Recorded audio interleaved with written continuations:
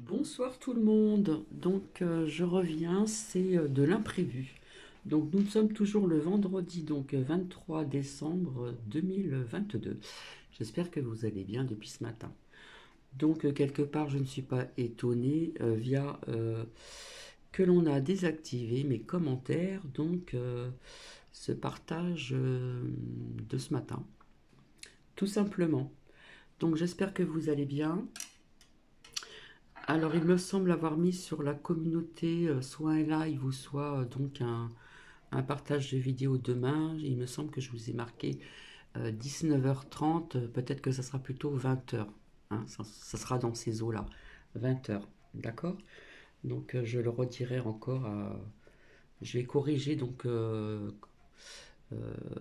l'heure au niveau de ce que j'ai mis sur la communauté. Et puis là, j'avais envie de vous partager les preuves que nous n'avons jamais été seuls. Hein. Donc c'est un physicien qui va parler et c'est traduit donc en français.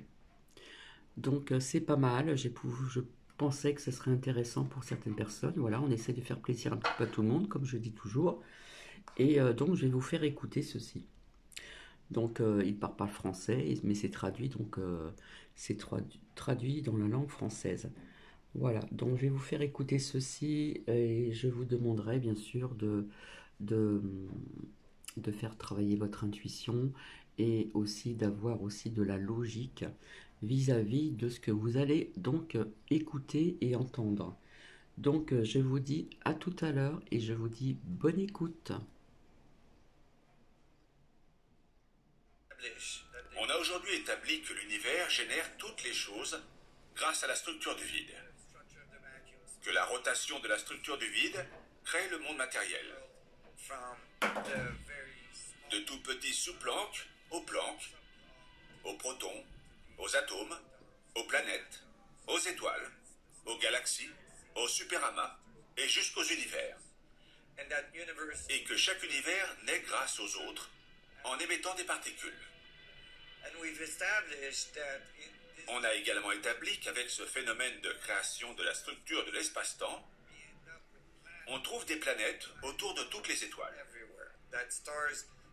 Que ces étoiles sont très probablement entourées de planètes qui se forment grâce au tourbillon de la dynamique des fluides générés dans l'espace-temps qui les entoure. Que beaucoup de ces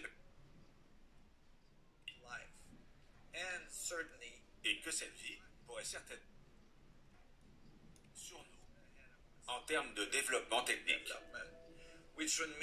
Ce qui voudrait dire qu'elles ont très probablement découvert comment interagir avec la structure de l'espace-temps, avec la structure du vide, comment ouvrir un trou de verre, comment voyager à travers les trous noirs, comment traverser l'univers et comment arriver de ce côté de notre galaxie et découvrir notre planète.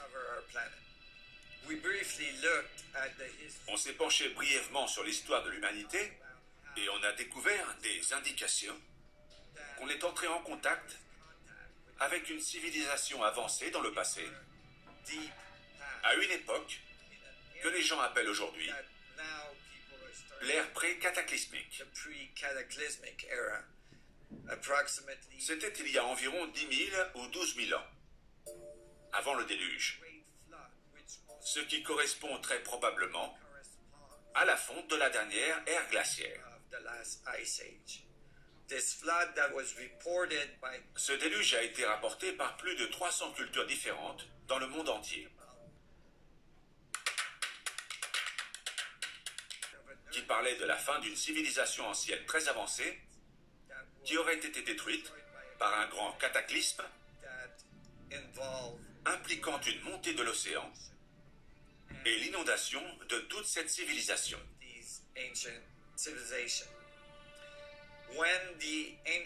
Lorsque les peuples anciens parlaient de cette civilisation ancienne avancée, ils affirmaient qu'elle avait la capacité de se déplacer dans les airs, qu'elle avait la capacité de voyager au moins dans le système solaire, si ce n'est dans la galaxie, et d'interagir avec des êtres des étoiles, ou encore des dieux du soleil.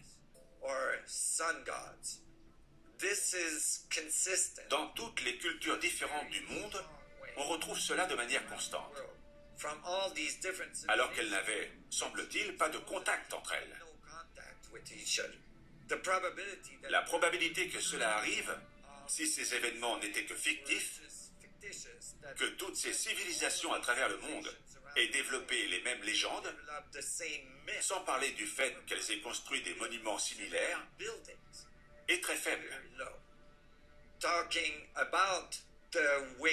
Si on parle de la façon dont elles ont construit leurs monuments, aucune de ces civilisations ne prétend avoir construit ces remarquables structures pyramidales que l'on trouve partout dans le monde.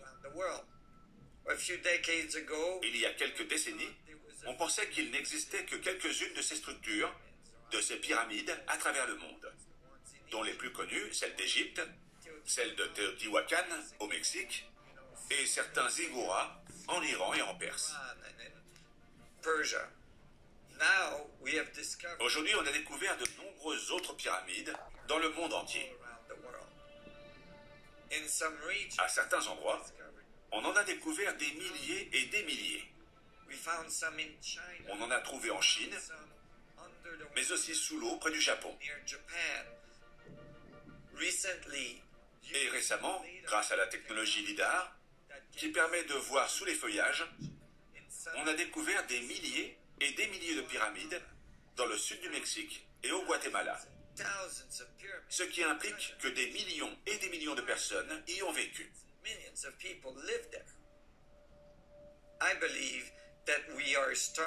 Il semblerait qu'on commence à découvrir les preuves de cette première civilisation dont parlaient les anciennes civilisations.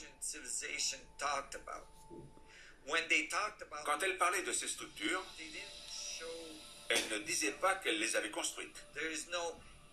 Par exemple, il n'existe aucun hiéroglyphe sur aucun mur d'Égypte qui les montre en train de construire les pyramides. Elles affirmaient toutes que les dieux du soleil étaient venus des étoiles, qu'ils avaient construit ces structures sur notre planète et qu'ils avaient appris aux humains de l'époque à calculer, à construire des choses, à écrire, entre autres.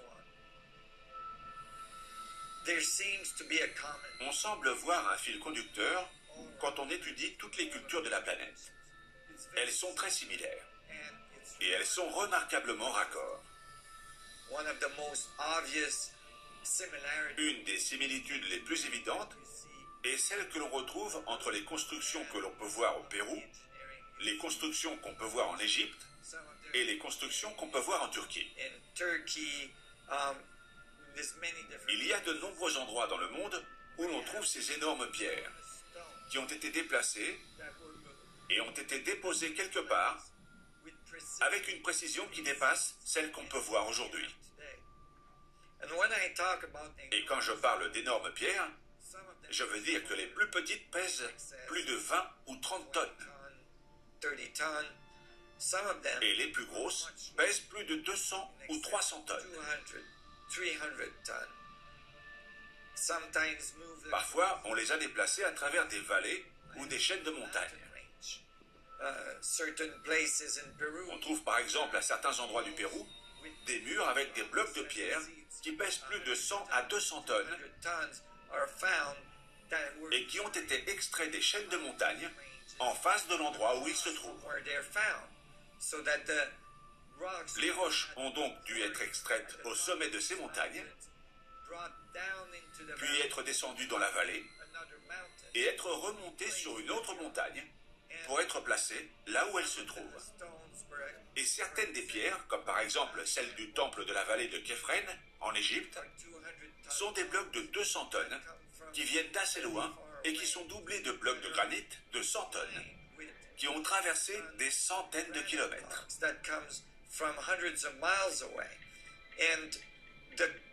La façon dont ces blocs ont été taillés est remarquable. Certains des blocs dépassent les 1000 tonnes.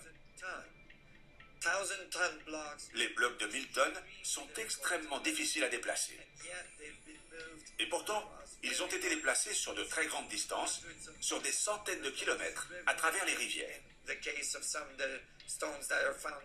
Parmi certaines pierres trouvées en Égypte, par exemple, au temple de Ramesséum, on a découvert une statue que l'on pense être une statue de Ramsès II, qui pèse plus de 1000 tonnes et qui provient de très loin de l'endroit où elle se trouve.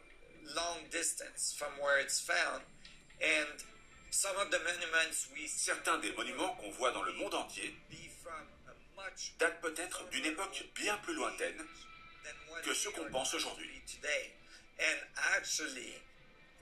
En fait, les archéologues les ont datés de l'époque des premières personnes qui les ont trouvés, qui les ont utilisés dans leur culture parce qu'ils pensaient qu'ils étaient les monuments des dieux et qui ont fondé toute une religion autour de ceux-ci. Mais ces monuments sont peut-être finalement bien antérieurs à ces civilisations. En réalité, ils sont peut-être arrivés là à cause d'une inondation pré-cataclysmique. Ils pourraient donc avoir plus de 10 000 ou 12 000 ans. Et dans certains cas, ils pourraient dépasser les 30 000 ou 40 000 ans. Certaines des preuves géologiques sur ces constructions appuient ces affirmations. En quoi est-ce important? C'est important parce que cela signifie que l'histoire de l'humanité est très différente de ce qu'on pense. D'ailleurs, il a été prouvé que le génome humain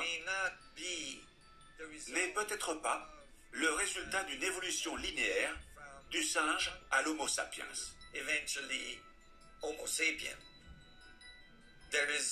Il y a à un moment donné une énorme faille que l'on pense être le chaînon manquant dans l'évolution de, par exemple, la cavité crânienne entre l'Homo sapiens et l'homme de Néandertal. Ces changements qui se sont produits ne semblent pas faire partie de l'évolution naturelle. Tout d'un coup, la cavité crânienne a doublé de taille. Le cerveau a doublé de taille. Les yeux sont devenus plus grands. Il y a eu moins de cheveux. Tout cela ne semble pas avoir été provoqué par l'évolution naturelle des êtres humains. C'est-à-dire être le résultat d'une transformation naturelle suite à une adaptation à l'environnement. Mais il semblerait plutôt qu'une intervention extérieure ait modifié les gènes du processus d'évolution de notre planète et tout d'un coup créé un être beaucoup plus avancé. C'est peut-être le résultat de l'épissage des gènes qui a engendré cette transformation soudaine dans l'évolution des hominidés, faisant naître tout d'un coup l'Homo sapiens.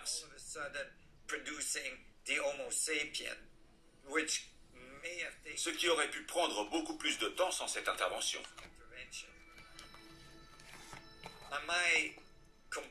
Est-ce que je vais trop loin? Est-ce que je suis le seul à penser ça? Est-ce que c'est complètement fou de penser que des extraterrestres aient pu venir sur notre planète et modifier ou même faire naître cette vie sur notre planète? Francis Crick, un des généticiens les plus vénérés de notre planète, l'homme qui a reçu le prix Nobel pour avoir découvert la structure de l'ADN, a écrit des articles à ce sujet en 1973. La théorie de la panspermie suggère que la vie sur Terre n'est pas née sur notre planète, mais qu'elle a été transportée ici depuis un autre endroit de l'univers, en ayant peut-être traversé des galaxies et des systèmes solaires. Des micro-organismes ayant été involontairement propagés par la poussière de l'espace, les météorites, les astéroïdes et les comètes auraient atterri sur la Terre et y auraient créé de la vie. Crick pensait que cette théorie était improbable. Mais d'après lui, elle a certainement été implantée par une civilisation avancée qui est venue sur Terre et a implanté les gènes qui ont fait naître la vie sur Terre. Ou du moins, une partie de la structure du génome de notre planète a été modifiée pour provoquer l'évolution qui a fait de nous ce qu'on est aujourd'hui. D'autres, comme William Brown, l'un de nos biophysiciens et biologistes moléculaires à la Resonance Science Foundation, ont pu identifier l'altération spécifique du gène qui a provoqué le développement de la gravité crânienne de l'Homo sapiens par rapport aux hominidés précédents. Lorsqu'il a découvert cela, ça lui a semblé très étrange. Cela ressemblait à une altération du gène qui est typique de ce qu'on fait aujourd'hui lorsqu'on modifie des gènes dans la production d'OGM.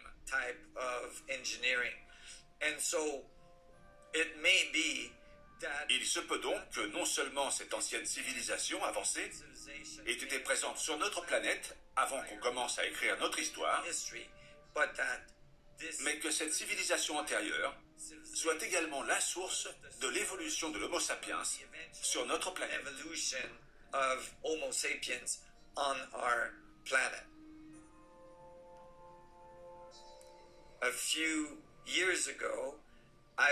Il y a quelques années, j'ai eu la chance inouïe de pouvoir faire une autopsie sur certains restes de momies qu'on trouve dans la région de Paracas. Et j'ai pu réaliser des tests sur certains des tissus que j'avais prélevés sur ces restes.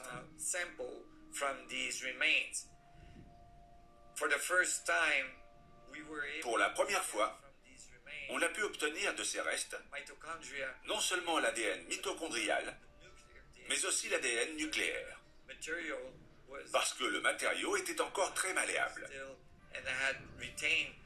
J'ai pu découvrir un très haut niveau de cohérence. L'ADN nucléaire a donc pu être extrait, bien que les échantillons datent d'environ 2300 ans, d'après la datation au carbone qu'on a faite. L'ADN mitochondrial, l'ADN de la mère, montrait une certaine altération et dilatation du génome de l'ADN qui plaçait étrangement l'origine de la race de la mère, non pas dans la région de Paracas, mais dans la région de la mer Noire. L'aplogroupe de cette source de génome n'était donc pas localisé en Amérique du Sud. Dans cette région de la mer Noire, on a également trouvé des crânes allongés qui ressemblaient beaucoup aux crânes de la civilisation de Paracas. C'était donc intéressant en soi. Mais lorsqu'on a analysé l'ADN nucléaire ou l'ADN du père, on a obtenu un très faible pourcentage de correspondance avec le génome humain. On n'a toujours pas terminé l'analyse aujourd'hui. Et il faudrait qu'une tierce partie l'analyse également. Donc je ne peux pas certifier ces résultats, mais jusqu'à présent, les résultats préliminaires montrent que le pourcentage de correspondance avec le génome humain se situe à un ratio de 3 à 5%, ce qui est extrêmement faible.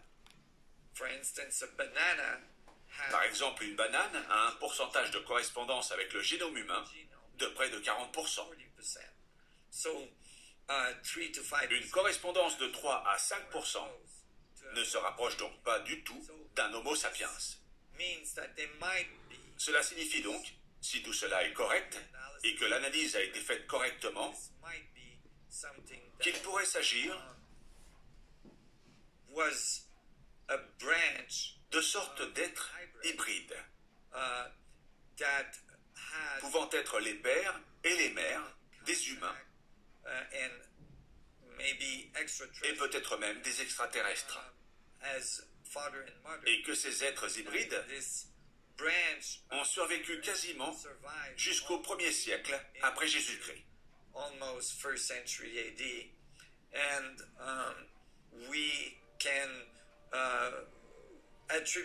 On peut attribuer certains des monuments et certaines des traditions qu'on retrouve partout dans le monde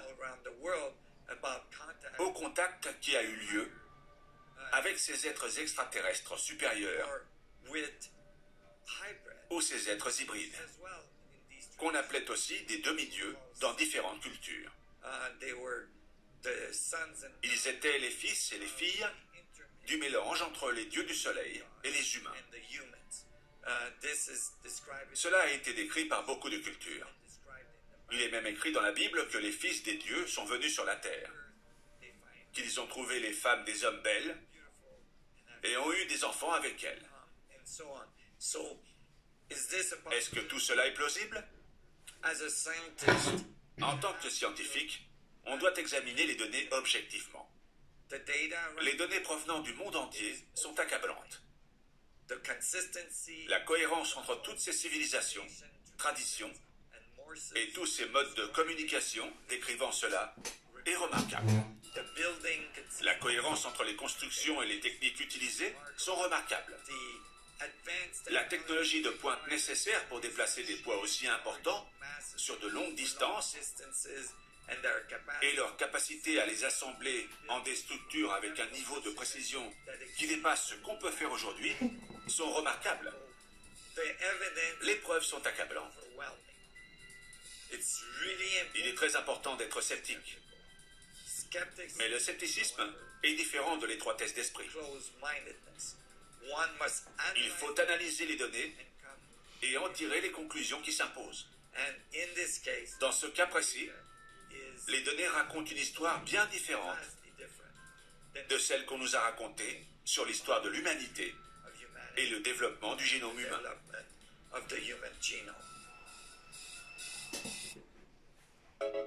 Construisait-il des pyramides? Pourquoi cette forme? Comment se fait-il qu'on en voit partout dans le monde? Tout ça est difficile à dire. Mais il est certain que les pyramides, avec leur structure et leur forme, ont la capacité de concentrer l'électromagnétisme à leur sommet, à leurs extrémités. Cela a été mesuré précisément aujourd'hui. De plus, elles seraient reliées à la cavité de résonance de l'espace-temps, qui, comme je l'ai décrit dans notre équation, est de nature tétraédrique. La connexion tétraédrique, bord à bord, produit des cavités octaédriques. Les cavités octaèdres ont une structure de forme pyramidale. Ce n'est donc peut-être pas une coïncidence si on retrouve ces formes très spécifiques partout dans le monde, dans toutes les différentes cultures, si la source de la connaissance vient de la même source, à savoir les dieux du soleil, qui ont parcouru le monde pour éduquer les humains.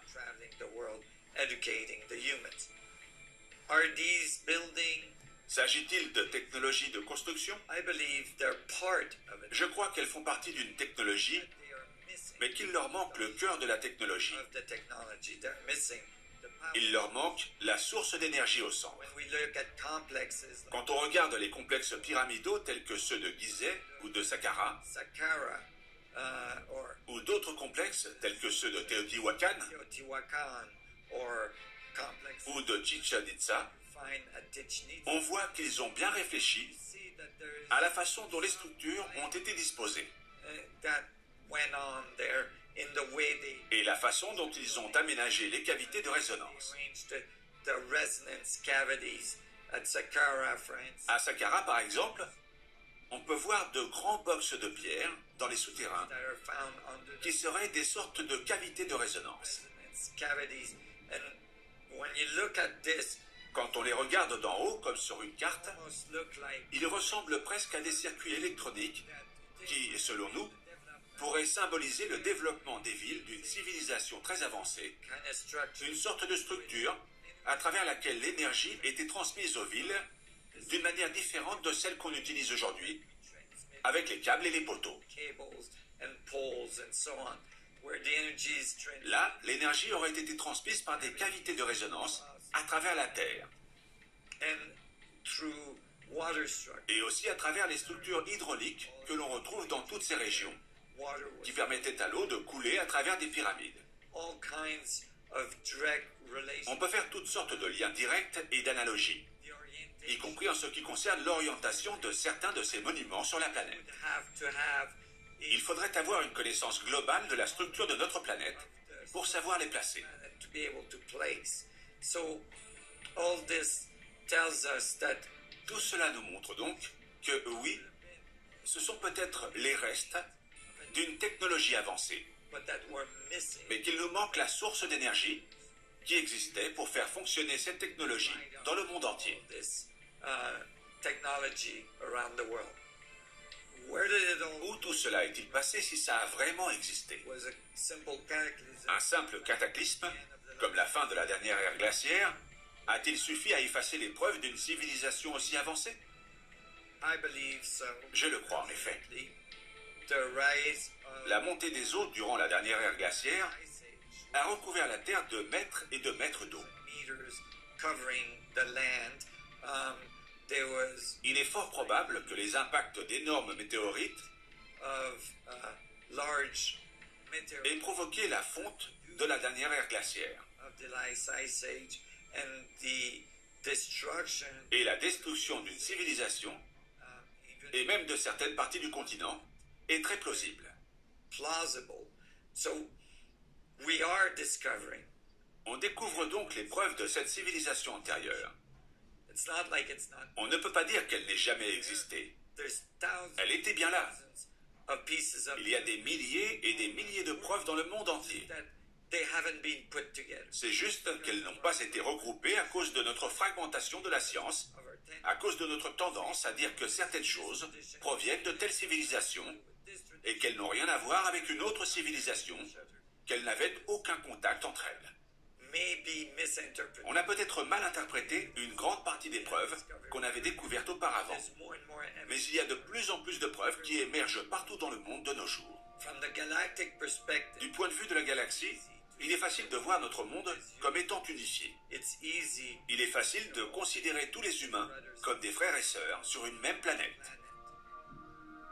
from a limited Mais perspective. du point de vue limité d'un individu, qui se trouve sur une partie d'un continent délimité par des lignes artificielles, Artificial qu'on a appelées pays, we have called countries, and avec les différences culturelles qui existent entre ces pays, these countries, it's il est difficile de percevoir l'unité entre nous.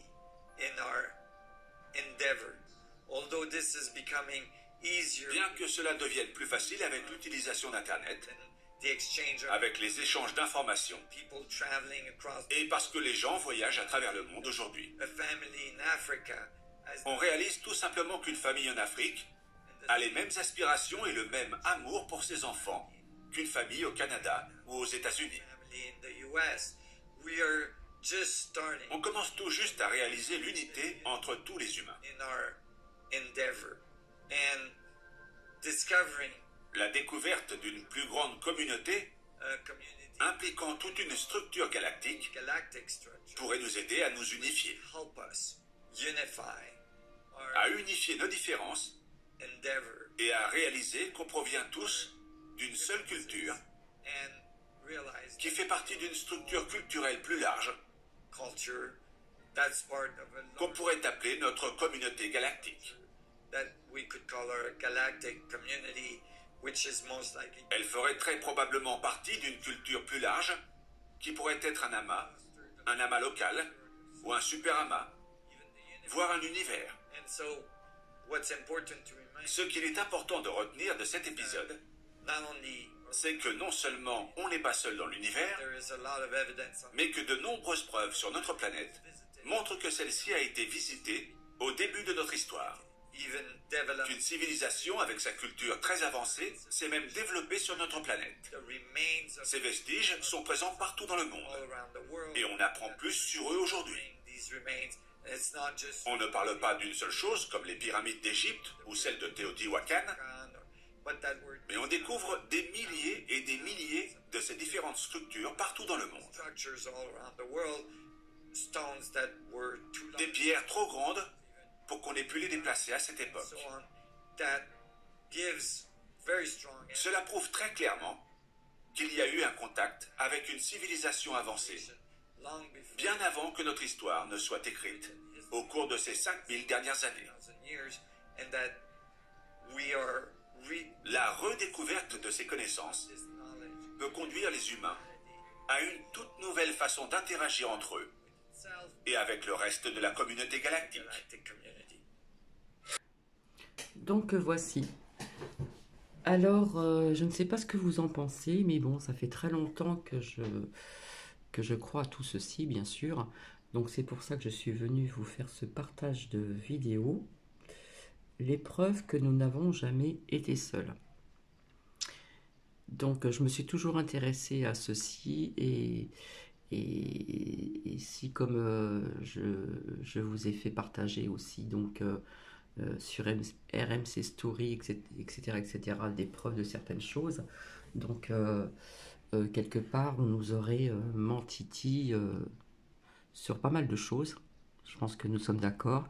Après, personnellement, ça résonne en moi énormément et je ne détiens pas la vérité. C'est ma vérité tout simplement. Voilà, je vais vous souhaiter donc une agréable soirée, je vous fais des bisous, en espérant que cela vienne vers vous. Et puis en ce qui concerne donc ce premier partage de ce matin, je me doutais quelque part que ce serait désactivé. C'est pour ça que je vous ai dit de faire attention à ce que vous marquez en commentaire ou ne serait-ce qu'à travers un chat. Donc voilà, bah, écoutez, je vous fais des bisous et puis j'espère que ça va apporter des réponses à certaines questions. Parce qu'on se pose beaucoup de questions, hein. Enfin, certaines personnes se posent des questions, comme quoi que on nous a menti sur pas mal de choses depuis très longtemps. Voilà, voilà. Donc, je vous dis donc à demain. Passez une excellente soirée et je vous embrasse. Bisous, bisous.